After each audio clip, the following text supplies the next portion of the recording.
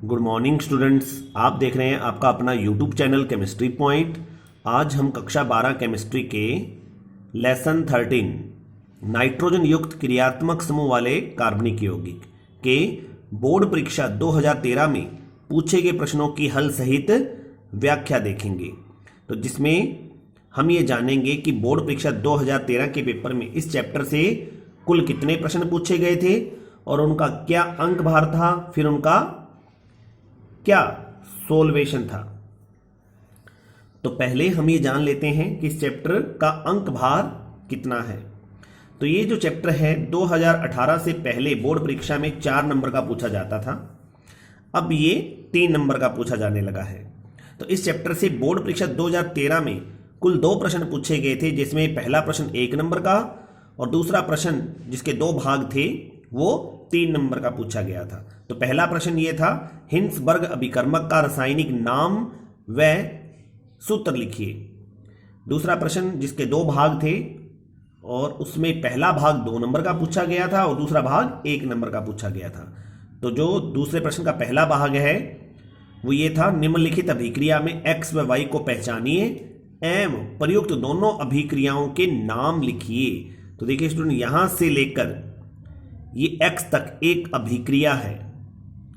इस अभिक्रिया में अंतिम उत्पाद x, मुख्य उत्पाद क्या बन रहा है ये लिखना था और साथ में इस अभिक्रिया का एक नाम भी है, वो नाम बताना था। इसी प्रकार फिर x से यहां तक y तक फिर एक अभिक्रिया बन रही है और इससे y जो उत्पाद बनेगा मुख्य उसका नाम बताना था और इसी प्रकार अभिक्रिया ये कौन सी है। तो दूसरा प्रश्न दूसरे का वो ये था, एल्केनेमीन अमोनिया से प्रबल क्षारक है, कारण दीजिए। तो अब हम चलते हैं हिंसबर्ग अभिकर्मक का रासायनिक नाम और सूत्र के टॉपिक पर। तो हिंसबर्ग अभिकर्मक का रासायनिक नाम होता है बेंजीन सल्फोनिल क्लोराइड, जिसका फॉर्मूला होता है C6H5SO2Cl।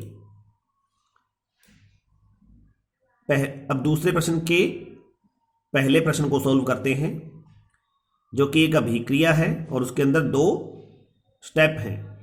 तो अब हम पहले स्टेप को सॉल्व करेंगे। तो जो पहला स्टेप है RCONH2, इसकी अभिक्रिया किससे करवानी है? डाइब्रोमीन और NaOH से। तो हमें अंतिम उत्पाद मुख्य उत्पाद X प्राप्त होगा। तो जब हम ये RCONH2 ये है एल्केनामाइड, तो एल्केनामाइड की अभिक्रिया जब हम डाइब्रोमीन और NaOH से करवाते हैं तो NaOH के 4 मोल इस अभिक्रिया में प्रयुक्त होते हैं, जिससे हमें 1 डिग्री एमीन RNH2 प्राप्त होती है और साथ में सोडियम कार्बोनेट, सोडियम ब्रोमाइड, जल के अणु। तो ये जो हमें मुख्य उत्पाद है RNH2 ये जो प्राप्त हो रही है इसका नाम है 1 डिग्री एमीन यानी एल्केनेमीन। तो यहाँ जो X हमें प्राप्त हो रहा है ये है एल्केनेमीन या 1 डिग्री एलिफेटिक एमीन। और इस अभिक्रिया का नाम है हाफमान ब्रोमेमाइड निम्नीकरण अभिक्रिया। और इस अभिक्रिया में क्या होता है, ये जो एमाइड है एल्केनामाइड है RCONH2, इसमें से CO समूह निकल जाता है। ये समूह यहाँ से निष्कासित हो जाता है और R जो भाग है वो NH2 से जुड़ जाता है, यानी NH2 R पर योग करके RNH2 का निर्माण करता है। और ये 4 NaBr में 4 NaOH में से 2 NaOH ये 2 ब्रोमीन के साथ यहाँ से निष्कासित हो जाते हैं 2 NaBr के रूप में, और 2 सोडियम और ये CO और 2 यहाँ से ऑक्सीजन Na2CO3 के रूप में, और 4 ये हाइड्रोजन जो हैं वो 2 ऑक्सीजन के साथ 2 जल के रूप में बाहर निकल जाते हैं। तो इस प्रकार ये जो अभिक्रिया होती है इसमें एल्केनामाइड ये जो RCONH2 है इससे जो हमें उत्पाद प्राप्त होता है RNH2, इसमें 1 कार्बन कम प्राप्त होता है। तो अभिकारक की तुलना में उत्पाद में 1 कार्बन कम रह जाता है, इसलिए इस अभिक्रिया का नाम निम्नीकरण अभिक्रिया है।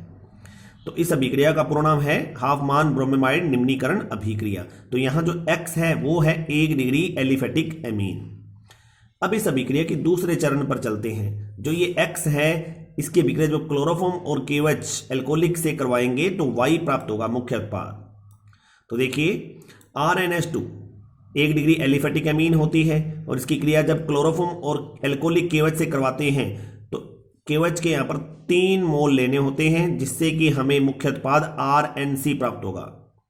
ये जो 2 हाइड्रोजन है ये हमने यहाँ से निकाल देने हैं और इसकी जगह ये जो कार्बन है ये जोड़ देना है नाइट्रोजन पर, जिससे कि RNC मुख्य उत्पाद प्राप्त होगा। और यहाँ से 3 ये Cl और 3 ये K, 3KCl के रूप में यहाँ से हम निष्कर्षित कर देंगे। ये देखिए 3K और ये 3Cl, 3KCl के रूप में निकल जाएगा। और ये 3 हाइड्रोजन ये इस KOH में जो 3 हाइड्रोजन है, एक ये क्लोरोफॉर्म में और 2 ये NH2 से जो निकलेंगे वो 6 हाइड्रोजन और 3 ऑक्सीजन 3 जल के जो मॉलिक्यूल हैं उसके रूप में निकल जाएंगे। तो यहाँ से हमें Y जो उत्पाद प्राप्त होगा वो होगा एल्किल आइसोसाइनाइड, एल्किल आइसोसाइनाइड जिसे कार्बिल एमीन बोलेंगे। तो इसलिए इस अभिक्रिया का नाम है कार्बिल एमीन या आइसोसाइनाइड परीक्षण, क्योंकि ये 1 डिग्री एलिफेटिक एमीन के परीक्षण की विधि भी है। तो ये जो अभिक्रिया है उसका जो दूसरा चरण हो रहा है, ये देखिए X से जो Y प्राप्त हो रहा है, इसमें इस अभिक्रिया का नाम है कार्बिल एमीन अभिक्रिया या आइसोसाइनाइड परीक्षण। और यहाँ X और Y क्या है? X है एलिफेटिक 1 डिग्री एमीन एल्केनेमीन और Y है एल्किल आइसोसाइनाइड या कार्बिल एमीन। तो ये जो एल्किल आइसोसाइनाइड प्राप्त होता है स्टूडेंट्स, ये एक बदबूदार यौगिक होता है और 1 डिग्री जो एलिफेटिक एमीन है उसके परीक्षण की यह एक विधि भी है, इसलिए यहाँ इसका नाम आइसोसाइनाइड परीक्षण रखा जाता है, क्योंकि इसमें मुख्य उत्पाद आइसोसाइनाइड NC वाला प्राप्त होता है। अब हम इस पूरी अभिक्रिया को इस प्रकार से लिख सकते हैं, RCONH2 की अभिक्रिया जब डाइब्रोमीन और NaOH के 4 मोल से करवाते हैं तो X यहाँ RNH2 प्राप्त होता है, और जब इस X यानी RNH2 की क्रिया क्लोरोफॉर्म और 3KOH एल्कोहलिक से करवाते हैं तो Y यहाँ RNC प्राप्त होता है। तो इस प्रकार हमने ये 2 नंबर का प्रश्न सोल्व कर लिया है। अब चलते हैं दूसरे प्रश्न पर। एल्केनेमीन अमोनिया से प्रबल क्षारक है, कारण दीजिए। तो एल्केनेमीन अमोनिया से प्रबल क्षारक है क्योंकि एल्केनेमीन यानी RNH2 में उपस्थित एल्किल समूह की इलेक्ट्रॉन प्रतिकर्षी प्रकृति यानी +I प्रभाव के कारण नाइट्रोजन के Lp असहभाजित इलेक्ट्रॉन युग्म की प्रोटॉन से साझेदारी के लिए उपलब्धता बढ़ जाती है। अर्थात ये जो RNH2 है एल्केनेमीन है, इसमें नाइट्रोजन के साथ ये जो एल्किल समूह जुड़ा हुआ है, R समूह जो जुड़ा हुआ है उसका +I प्रभाव होता है, यानी कि ये जो समूह है इलेक्ट्रॉन प्रतिकर्षी समूह है, +I प्रभाव वाला समूह है, जिसके कारण नाइट्रोजन पर ये जो हमें एक लोन पेयर दिख रहा है इसकी प्रवृत्ति और बढ़ जाती है, जिसके कारण ये आसानी से एल्केनेमीन प्रोटॉन को यानी H+ को आसानी से ग्रहण करके एल्किल अमोनियम आयन बना लेते हैं, RNH3 पॉजिटिव बना लेता है।